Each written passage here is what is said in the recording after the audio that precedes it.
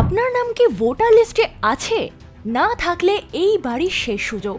শুরু হয়ে গেছে দেশের সবচেয়ে বড় ভোট যাচাই অভিযান এসআইআর 2025, মানে স্পেশাল ইন্টেন্সিভ রিভিশন। এই প্রক্রিয়াটাই ঠিক করে দেবে আপনার ভোট গণনায় আসবে কিনা।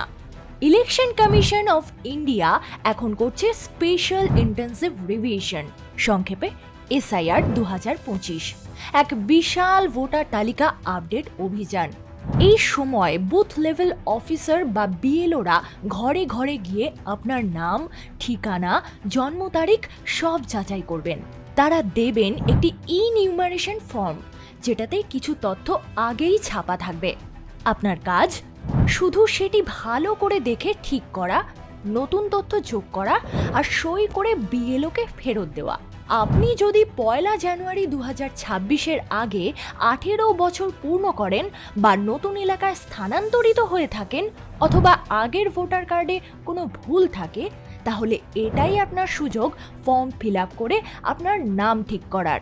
এই এসআইআর প্রক্রিয়ায় মূলত দুটি ফর্ম গুরুত্বপূর্ণ: 1 ইনিউমারেশন ফর্ম, 2 ডিক্লারেশন ফর্ম।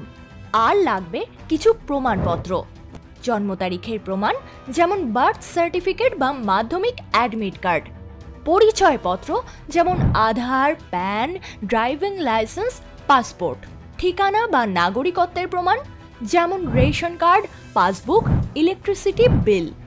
গুরুত্বপূর্ণ তারিখগুলো মনে রাখুন: 4 নভেম্বর 2025 থেকে বিএলওদের ঘরে ঘরে যাওয়া শুরু।